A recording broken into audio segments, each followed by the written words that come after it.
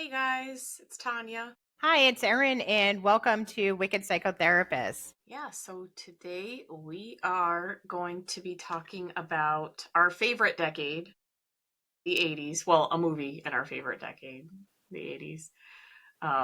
And we're going to be going back to Ferris Bueller's Day Off, the awesome cult classic with Matthew Broderick, Jennifer Grey, and lots of other people we see in there that I forgot about Yeah. there. But this is a really great classic, adolescent story. It's also got a lot of mental health themes that we're gonna, kind of poke into a little bit. Um, but I did want to. We always kind of take a look at some of the movies that we've seen maybe a long time ago, and the retrospect of kind of like, okay, now we're looking at them. What do we think? What's different? And I certainly felt differently. I kind of I did really like the movie when I was younger, but like I found myself getting annoyed at certain Mm-hmm. points with this movie, way more so than when I was younger and kind of Yeah. like over analyzing it. Uh but did you find that as well? Like that there was kind of some points that were really kind of, I don't know, just maybe grated on you or were just like, ugh. Yeah. Because especially when I first watched it, or even watching it through high school and everything, you'd think, "Oh, Ferris Bueller's kind of cool." You do know, I do remember feeling bad for Cameron, but rewatching it now, I definitely felt, I don't know, I had a different feeling about Ferris throughout the movie, and it wasn't always in his favor. Yeah, right. Yeah.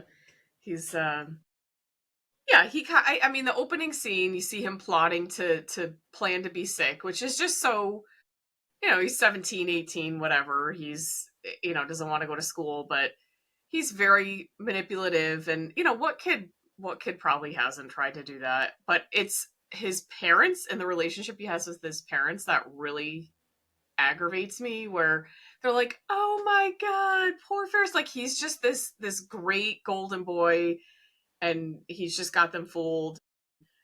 His sister Jeanie, or Jennifer Grey, is just so pissed off. She's so angry because she knows what he's up to. She knows he's being conniving and Mm-hmm. that he's always like that. And they treat Jeanie like crap. Like he's like this golden child, and they're like, "Oh, feel better." When he's just like talking like a baby, like like kind of like making weird baby talk. And it just right. I was like, oh, I forgot about that. That she seems like she's just kind of, angry, and but really she's got something to be angry about. Right. Like it's, she definitely kind of gets put aside and, kind of pushed aside, and Ferris gets, elevated to golden boy status, and he's over here conniving and tricking his parents, and they don't even know him. They don't know who he is. They think he's like this like angel. Right. Yeah, and it seems like they villainize the sister, or just don't realize that she's actually behaving, or she's the one going to school and trying to get good grades. Yeah. Yeah. That was the first point that I was like, "Oh, I forgot about that. I didn't really remember that." But we kind of see Ferris is, I guess we could say, a manipulative person, a charming person, which is probably on par for, being around that age to kind of get what you want, Yeah. right? So, and then he sets off when, of course, the plan works, and he sets off to make these elaborate plans. We get a look around his room, and I have to admit, I was like, this kid is in this like, really wealthy house. He's got anything and everything in his room, especially for the Hmm. 80s, Yeah. like it's very, very wealthy. He's got like this huge stereo system, which I forgot about stereos. But yeah, he's got like, he's got everything. He's got everything that you need. He just seems like a very privileged kid, like he's kind of, and he's just like, oh, school is the worst thing. That's the worst thing for him. And um but that's just kind of my perspective as someone looking at, like, kind of, I never really could relate to those issues because I was like, that's not, it could be worse, like Mm-hmm. that's not something. Um, and yeah, he tries to rope in Cameron, his best friend, who's obviously very sick. He's got a lot of depression issues with his family. He internalizes them and gets sick a lot, and is really just trying to manipulate him to be like, hey, come on over here, let's do something to buck up, man up, and take some Pepto-Bismol, kind of thing. And Cameron really seems to have a lot going on. And on the one side, Ferris seems to be like, oh, I really want to cheer him up, but he's also just trying to, have a buddy to Mm-hmm. go do something with, Yeah. and to use his car. Well, I was going to say, and to use his car, because Ferris mentions a few times, oh, I wanted a car, but I got a computer. Yeah. So, Yeah. so it's like his sister has a car, but he doesn't. Well, it seems like she does. She drives that little white thing around. So, which is kind of strange, because if the parents do kind of vilify Jeanie, but they recognize that she was responsible enough for the car and he wasn't, and he seems to be older than her. He's a senior and she's in high school with him, so I'm guessing she is like a junior or a sophomore in high school. But yeah, which is kind of, maybe they're, I don't know, maybe they're just annoyed with her on that day. I don't know. But also it's a movie, so we don't know it's not everything. real life. It's just it's a movie and it's one day in their life. Right. Yeah. But it really, I think Ferris just comes off as someone who he really wants to capture these last moments in his senior year of just like, he's kind of talking about, we're going into adulthood, and, if you don't, life moves by pretty fast. If you don't stop and look around, you could miss it, kind of thing. He has this really kind of cool attitude about mindfulness and being present, which is something we tout in therapy a lot, kind of, if you're too anxious, maybe peeping into the future too much or thinking about the future or the past, maybe mindfulness exercises, kind of enjoying what's around you, engaging in what's around you. Right. It's really, he's got that down. I mean, he definitely is pretty mindful, I think. So that's a good point. Mm-hmm. And I really, what did you think of the plot to get Sloane out of school? It just seems so overly complicated. Well, and that's where I feel like there's the manipulation with Ferris, again, with poor Cameron, like manipulating Cameron, knowing that Cameron has like probably low self-esteem, depression, and easily manipulated, that Sloane already knew the plan before Cameron was even part of it, because as soon as like she got the phone, the teacher got the phone call and the nurse comes in, Sloane's putting on her fringe jacket just to to get ready. So it seemed kind of elaborate, and just, I mean, yeah, I mean, I could understand like, okay, we're going to have her part of it, but it did seem kind of silly and dumb. But it did feel like Ferris manipulated Cameron to do it, because they needed his car, his dad's car, to make it all work. So that was probably also Ferris's big plan. Okay, I want to wake up Cameron, get him out of bed, but we need your fancy car because it'll never be believable if we bring, if your old BMW won't work, we have to have the Ferrari. Yeah, So like it's a real adult's car kind of thing. yeah. Yeah, it really is. It's got that 80s hijinks, like, I mean, John Hughes, kind of direction in there, where it just works out, right? He has Cameron call, and then Ferris will call on the other line to be like, oh, it's not me. Right. And, the principal's already called who he thinks is Ferris Bueller playing Sloane's dad, like all these bad names and everything. And he's kind of got to backtrack, and then he feels like, oh my gosh, I just called this guy all these things. It's just so 80s, like cheesy, like that that would not work now. I mean, because of course people could like voice voice changers, just calling up the parents, texting the parents, Mhm. like it really would not work. Right. Plus, everything has caller ID now, so you really couldn't, Yeah. unless you like Yeah. star. I don't know, is it star 69 or 67 or something? Like where you're just like, all Star right, I'm six gonna. nine Yeah. to get back to them, and then star 6 7 to block it. Yeah. Yeah.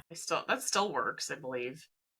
But yeah, there's so much, I mean, technology now that I just don't think this wouldn't fly nowadays. I was just thinking, like, wow, that they have all these for that time, 1986, like high tech answering machines with The tape. messages that, the tape. Oh my gosh, the tape. Yeah. It was, and you mentioned the fringe jacket. Yeah, that was so 80s. It was the white leather like fringe jacket. Yeah. I was just like, oh my gosh, I That only went right remember. up to your pants. Like it really didn't probably make you warm at all. Like if you needed it, Yeah. like in in like the big long, super long fringe. Yeah. It was definitely a lot of that 80s stuff going on, but um yeah, and no cell phones, so they had to do it kind of old school and set up all these kind of like Home Alone-esque Yeah, which is like interesting because I pranks. think, didn't he direct Home Alone too? So maybe Yeah. he uses a lot of his same things in all of his movies.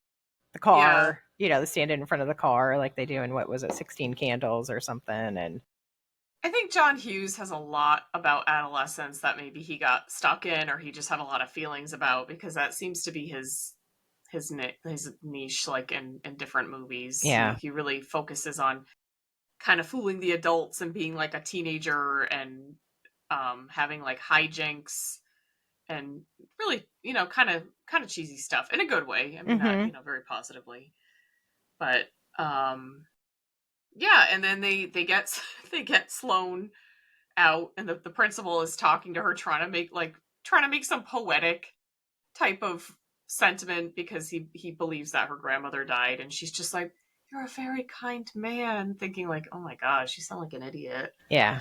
And uh and then they kiss, and he's like, that's how it is in their family, huh? Like, um that's, which I would think he would be like, all right, that's weird, Ferris. wait. Yeah, you would think like he'd be like, all right, I'm being had.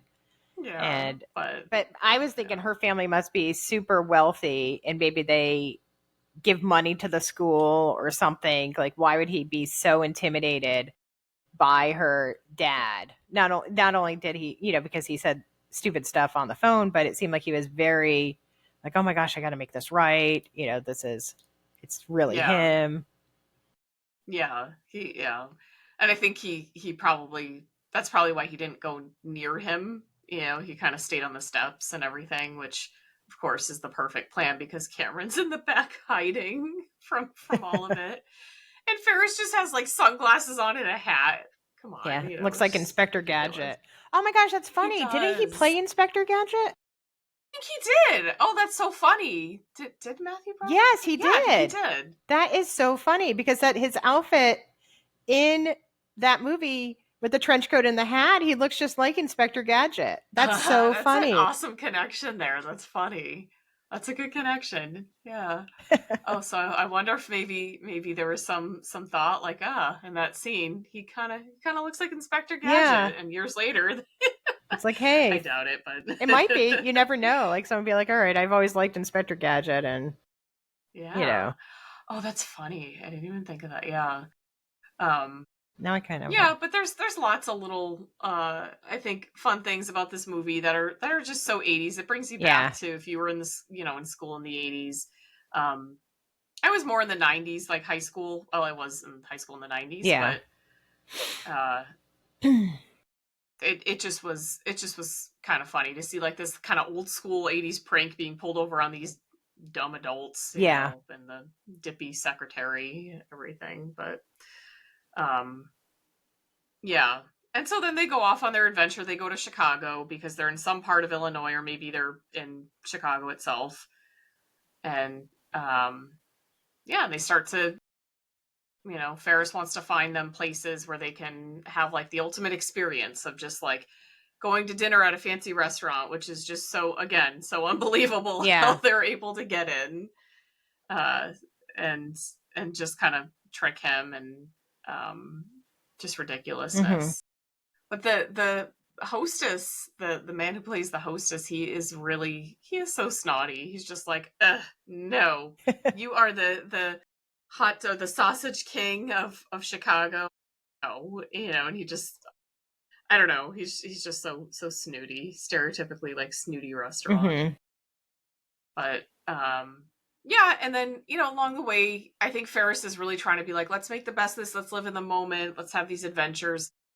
Cameron is kind of stuck in his head. He's got a lot of depression. It sounds like he's got a lot of family stuff that goes on. Like his parents don't like each other. His father likes the car more than him or his mom. Doesn't seem like they talk to him really. He's sick a lot, probably because he's so stressed out. He seems like a very sensitive person, and he lives in a very dysfunctional family, and who knows if there's like we were talking about, maybe there's possibly some abuse. It's not stated, but he does seem to be very afraid of his dad. And the family, like if you look at the house, I mean the house is crazy. Like it's just like his family is probably very, very wealthy, and that they're just leaving, like he's home alone for however long, because they're both on different excursions or different trips. Even, it just seems like Cameron is just, not very, there's not a lot of, I don't know, I want to say love, but like, or affection probably from either parent for him. So maybe that's also why he is really drawn to his friendship with Ferris, because Ferris is very selfish, but he still is showing some attention to Cameron, and they've known each other for so long. So there could be that comfort too. Yeah, and I think, I kind of wonder, and this is so just, kind of deep diving into the psychology of their friendship. I wonder, and I know it's a movie, but, this is what we do. I kind of wonder if maybe they were, when you become friends at like 5, it's because you both like the same toy or something, right, or the same color, right? There's nothing really. You're in the same classroom or something. You're in the same class, yeah. You kind of, hey, you sit right behind me. If there's no big connection, but I wonder if Ferris is kind of the person who will push Cameron out and will kind of be like, come on, which is kind of more to Ferris's benefit, but I think that does get Cameron out of his kind of like sad world, sort of, the way he's internalized all this. And Ferris is just kind of like, I just want to have fun, and he doesn't really think about consequences for people, but he's kind of self-absorbed, but he's also very much like, hey, a good example of how to just live in the moment. Yeah. How to just be. So there may be kind of, they kind of bring out some traits in each other, like maybe some introversion or introspection from Cameron. Yeah, and Cameron might also bring that to Ferris too, on days that we didn't see.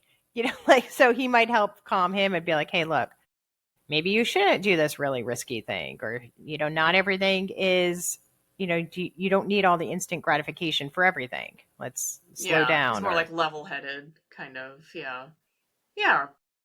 And so I think that's kind of interesting. But then there is a point towards the end where Ferris he's kind of pondering, he's kind of breaking the fourth wall, talking to the camera, which he does at a couple points. And he's like, oh, I don't really know what's, Cameron and I will probably go to different schools, and maybe this is it, like, I don't know that we're really going to be friends and, or as close, because and I think that's another motivation for this time, these memories, right? Yeah. But I also think Ferris is kind of self-aware in that, and being like, hey, friends drift apart. Not like he's saying he wants to, but just like we probably will go to different colleges, we'll meet different people and do different things, and we won't be as close as we were. And the same with maybe Sloane, the girlfriend who's a year behind them. Yeah, and so I think there is this feeling of like, he kind of felt the need to be like, let's put a stamp on this because this is special, a moment. Yeah. So you could kind of see that in there. Yeah, and I really like the scenes in Chicago. This was somebody had written some article. I don't know where it was from. I'm sorry, and maybe it was a couple of articles that said this was John Hughes' like love letter to Chicago because he got to display, all the big sites, the Wrigley Field and the museum, Yeah, the Sears Tower or the whatever. Sears Tower, yeah, and they were like looking down on that, and yeah, and just kind of, and then the parade, which is I don't know the significance of that parade. I feel kind of there was some significance, like that's a parade that they have for Yeah, it looked like it something, was but like either a German or a Polish American, something like some. like cultural kind of Yeah, thing that they maybe have, yeah, yeah, and it sounds, of course, Ferris, he ends up jumping on a float and charming his way to being the center of that, which is fun. I think they all have fun together, and it's like an experience. It's a memory. He's really good at creating memories and being big in that. So I think that is, even though he may be kind of self-serving, he definitely kind of promotes that. He kind of moves that along, I think, in those and with Sloane and Kim. right. Yeah, because people are drawn to him. Because I kept hovering like with like, okay, is he just a teenager? Is he selfish? Does he have narcissistic traits? Is he a good friend? Is he a bad friend? Why is everyone drawn to him? Like even like when he's on the float, when he's doing the twist and shout, like the whole, it's just so ridiculous that everybody in the world is just like dancing to it and singing to it because they're just drawn, well, it's a catchy song, but it's also they're drawn to him. Like his And so energy, what is yeah. his, what makes him so charismatic and what makes, what is it about him that people are drawn to for good and bad? Because at school, they're like, some people want to cheat off of stuff he has, or some people want to help him, or they're Oh just yeah. drawn and like all the, like it's just like all the flowers and stuff and the save Ferris on the water tower. And it's just like people are just really drawn to him for some reason. I mean, I think it's his charisma, and I think the fact that I think it's the very reason why the principal and his sister don't like him. I mean, with his sister, it's a little different because of that dynamic, the way her Right. parents treat her. But I also think it's kind of the principal gets so aggravated by him because he is someone who doesn't follow the rules. He'll kind of do what feels good, but he's not necessarily trying to harm people. He's actually doing something that I think a lot of people want to do. Right. And so it kind of sparks to other people who are not, you know, jealous and want to kind of suppress that and maybe miserable. It's very attractive because I think a lot of people are attracted to that. They want Yeah. people around who can kind of enjoy the moment because then it helps them to be in the moment. But yeah, I think he That just, is. oh, I was going to say, that just made me think of being in the moment and being attracted to that is, going a little bit further is when Jeanie was in the police station and she's sitting next to Charlie Sheen. Who just showed up for work. They didn't, no makeup needed. Yeah, he's like, okay, I really was high. No, but it's, like she's just so disgusted by him at first. Like he's so gross, he's dirty, like just very judgmental. But then they start talking and he has some really valid points. But then, like, talking to her about like having different perspective and different things. And then by the end, they're like full on, making out because she's realizing like, oh, maybe there is an attraction to like the person that's, a little, you know, going against the grain. Yeah. Yeah, it kind of appeals to her. It's something that she has difficulty with. She suppresses it and she gets angry that Ferris can just kind of flaunt it and be everyone's favorite and everyone loves him and the whole school wants to save him. It just blows up into this Yeah. like, oh my gosh, he's gonna need a kidney and it's even at Wrigley Field where they're at, like save Ferris. It's just spread so far. It's Right. it's absurd. Um which is kind of yeah, it's kind of funny how I think once Jeanie is able to confront and kind of say, because he's like, "What do you care if your brother gets attention?" And she's kind of thinking about it, maybe like, "Yeah, what do I care? Maybe I can just kind of focus on myself. This is kind of wasted energy." And like, look, there's this guy right in front of me who maybe she finds attractive. Yeah.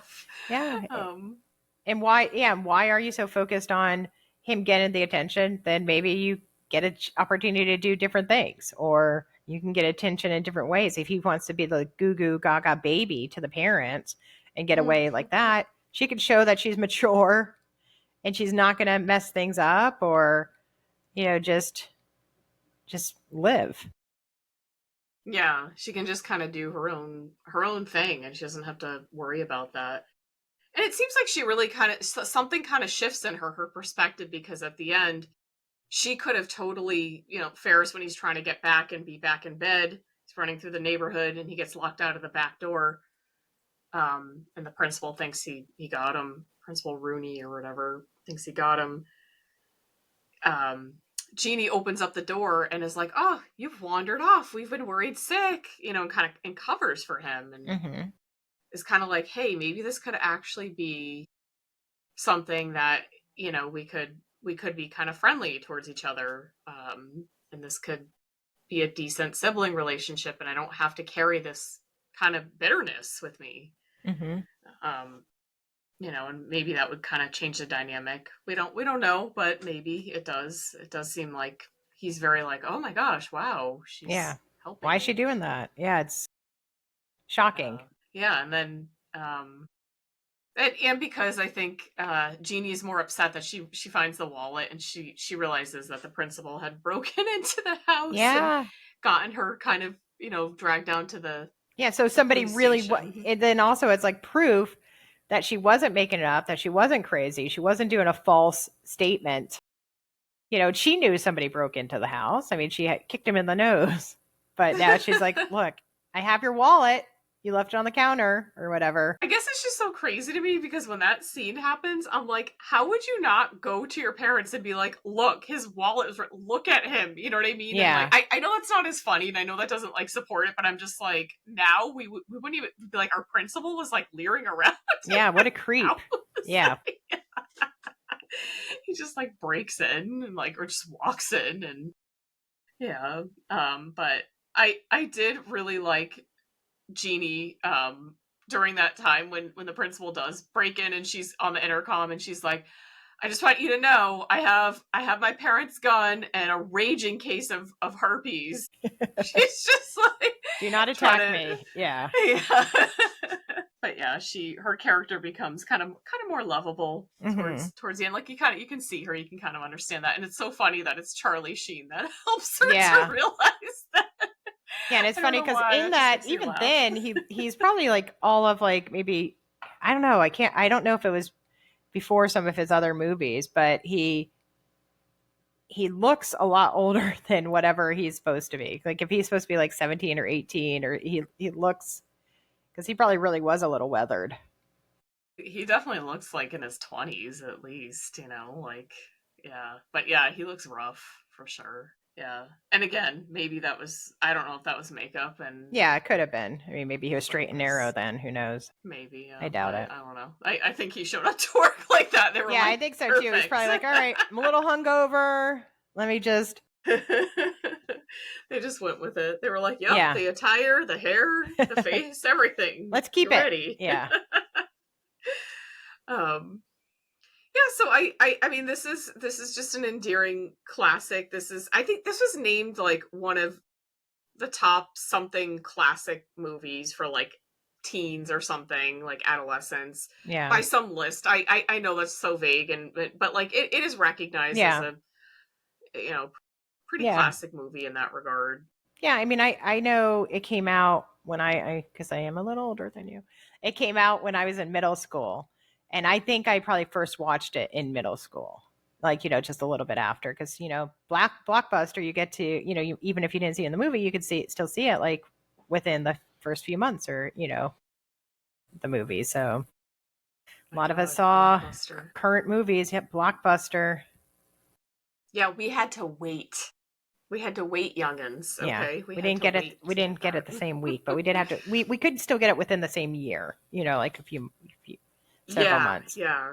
It's still okay. It still hits me even now when a movie comes out in the theaters and like you can rent it off of Amazon Prime like a week later. I'm still like gobsmacked Yeah. about that. I'm just like, Sometimes you can even what? do it. Sometimes you can even rent it Sometimes you can even do it. Sometimes you can even rent it while it's still in the theater.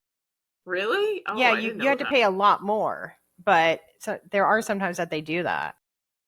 So it's kind of like, I mean, I think movie theaters are just not like they used to just be the sole point for movies coming out and like new Right. stuff coming out, but now it's just like the power is taken away by a lot of these streaming Yeah. services. And And people like um comfort. They want to, like, a lot of yeah. people don't want to, even though they're like, okay, we have the reclining chairs in the movie theater. You get to choose your own seat if you want. They're trying to make it a lot more appealing, but I think some people are like, okay, that or sit on my couch and fall asleep while I'm Yeah. watching the movie. And I can also like stop it and go to the bathroom instead of like running out and wondering if I'm going to miss something, and Yeah. like Get pause it everyone and get mad. food. Yeah. And not have to pay like $50 for a small popcorn, you know. Mm-hmm.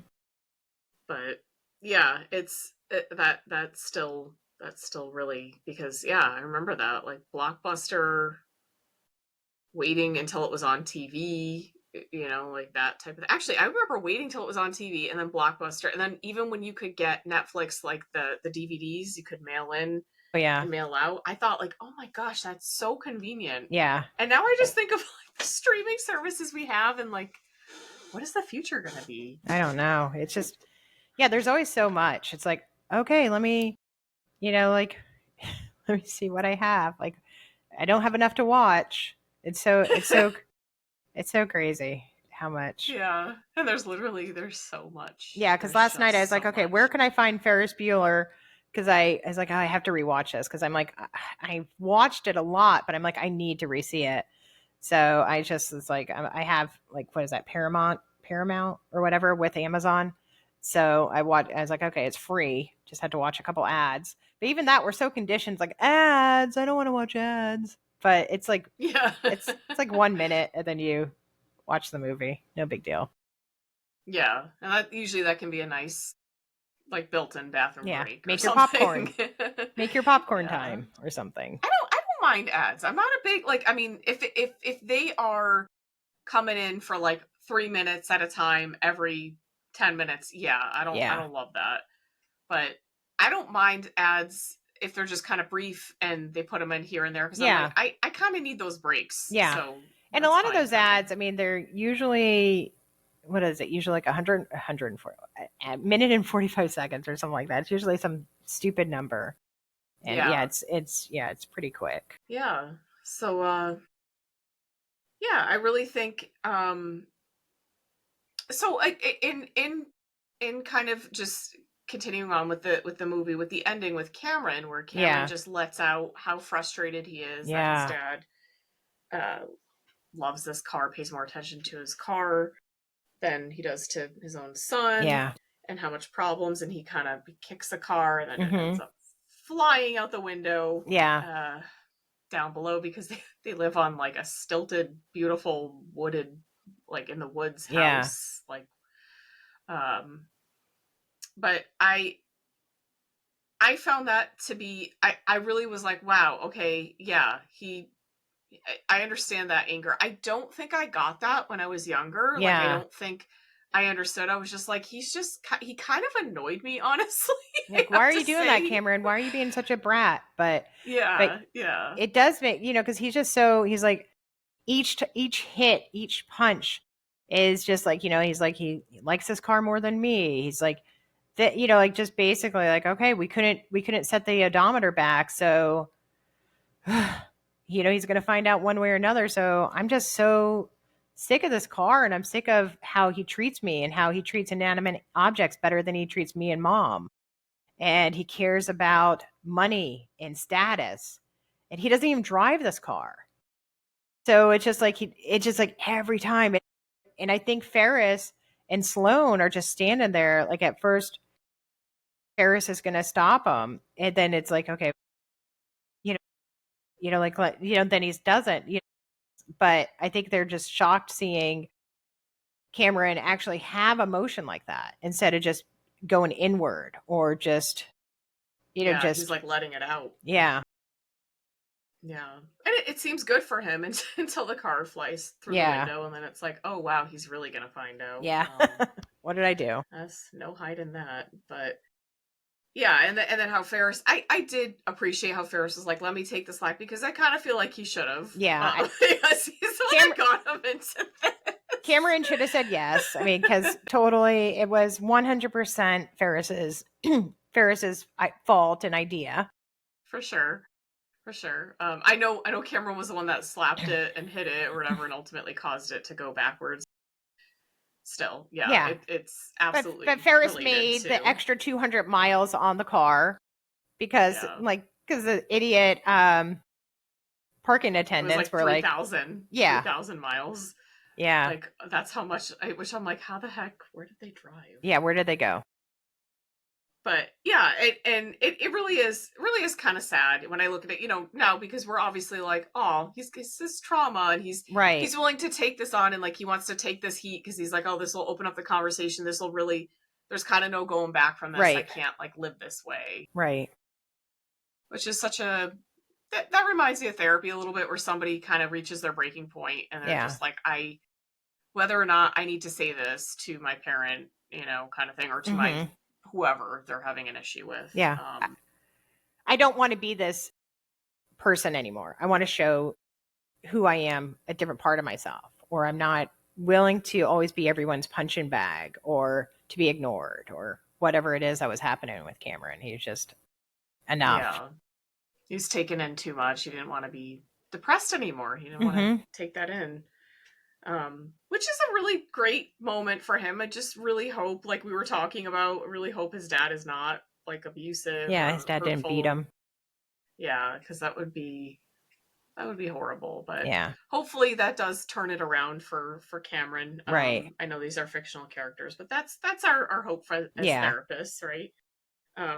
Definitely a check-in moment after that to be like, what happened?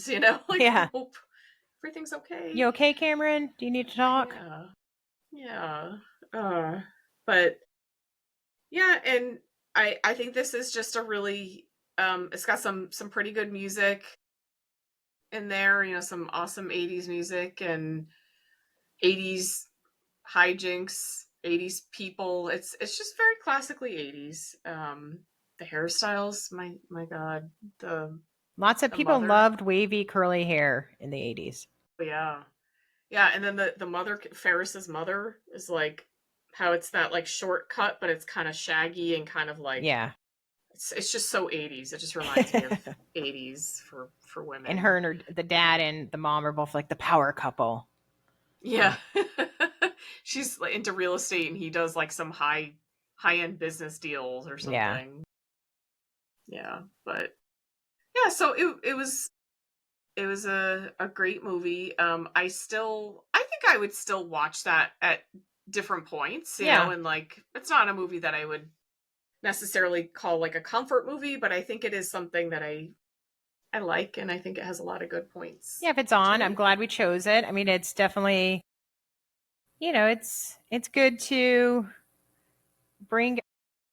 I like that we go from this period. Sometimes we'll have a lot of current stuff. Well, not a lot, but we will have current stuff that we're doing 90s and 80s, but it's a mix. You don't know. Yeah. So if we're all finished, I do have a question. Okay. That so if you were to skip school or skip work or whatever, and you had like a day where you could just go spend, because apparently Ferris is just independently wealthy, and just go like spend money. What city would you choose to spend the day in to play hooky? Anywhere. So I could just magically transport, like, because taking a plane would take forever. So if it's just one day. So if we had like a transport, like, so we could just go there and then come back. Yeah, I would say within the United States. Yeah, probably. yeah. I know that's kind of less fun, but yeah, just probably somewhere in the U.S. Would you like be like in a big city or? Yeah, I know we've talked before that like our love of big cities is not huge, but I do like for cities. I mean, besides Boston, I do really like Chicago, and I do like Washington D.C. too. Like just like go, because then you get to do all the museums and you do all the parks and stuff like that, and there's good food, there's public transport. I think I'd probably do Washington D.C., but I really did like Chicago when I went there too, and I thought it was so clean and so pretty, and just really, Yeah. I was so impressed with how clean Chicago was. Yeah. So it'd be one of those two. And then just, I just have all the money so I can just go anywhere, I guess, for the day. Yeah. I think that would be fun. I would definitely like, I think Chicago would be on my list. I would like to do different kind of artsy things and like kind of try out different food places. And so it'd probably be Chicago or New York, even though I'm Yeah. not a big fan of big cities and things like Yeah. that. But I think if I could just kind of go and just have fun exploring different things, probably more New York. I think I would just kind of want to Yeah. see like what could I Yeah. get into. I always see all these random pop-up events and I'm like, that would be fun to Yeah. just go to. And Yeah. I guess New yeah, York, if you had money, so you wouldn't have to be yeah, stuck on public transportation. I would not want to take public transportation in New York. No, thank you. yeah, yeah. I think you can. I mean, I think it's like, you can walk, you can be Yeah, in a you could certain do area a lot of and like, walking. Yeah, I just remember. yeah. Yeah, I haven't been there in forever. I would go to museums. I would go see Broadway plays. I would go to some Yeah, restaurants, go to some art pop-ups. that would be nice. Like that would be really, really fun. Like anything that, I don't know, some like they always have experimental weird stuff that I just think like these pop-ups, I think it would be fun. Yeah. But that's what I would want to do. Which I'm surprised. I was like, why am I thinking that? I do not like New York at all, but I do think if Yeah, it were but if you just a had the day. money to just be like, all right, I'm just there for a day. I'm going to get a show, get some moves, go to the museum, do this, just you're in and Yeah. out. You're not stuck living there. Yeah, I would not. Yeah, exactly. Yeah. But yeah, so that is Ferris Bueller's Day Off. Yeah. And there was talk of a sequel at some point. They decided not to go with it because they realized that this was just a moment in time that they captured. It kind of wouldn't be cool to follow them to college. Right. So they couldn't really get a good Yeah. script out of that. It ended up being like, remember those movies, Ernest? Ernest goes to camp. Yeah. Ernest goes to work. Gosh. Ernest goes to Ernest goes on vacation. Yeah, it'd be like that. Like Ferris goes to college. Ferris gets a job. Yeah. I think it would have been kind of like, I don't know, hoaxy like that. Yeah. Yeah. It wouldn't have really felt. Yeah. Yeah. It would have. I think that's probably why they ultimately decided like this is just like lightning in a bottle, kind of those moments captured there. Just Right. keep it there, kind of thing. I think sometimes, yeah, I think that era and probably now they overdo it with remakes and sequels and things like that just are not necessary. I don't know. I think some of them I'm like, oh, that's cool. I'm really glad about that because I love the thing, but I still am like, it's maybe not the best. Like I was happy with the Karate Kid remake of like that Cobra Kai show. I thought I haven't finished watching it yet, but that I really liked. I was happy that they brought back the old characters. But sometimes you're like, do I really want to see a remake of this? Or yeah. I really like the Dexter reprisal. Yeah, I haven't seen that. Now they're doing even more reprisals. Oh. So they're doing like an early one, and then they're doing another like Dexter reprisal in the summer. That's silly. So I definitely will watch it, but I'm just like, why? But I love Dexter so much, so I kind of won't question it. But yeah. Anyways, we hope that you liked this discussion on Ferris Bueller's Day Off and all the random stuff that we always eventually talk about. So let us know what you think, anything to add in, any future ideas. We love all that stuff. We're on socials, Facebook, Instagram, and now YouTube. Yep. And so let us know if you have any ideas or anything that you think, anything you want to add. We'd love to hear from you. And don't forget, stay wicked. And keep your mind well. All right. Have a great day and great week. Bye-bye. Let me stop it.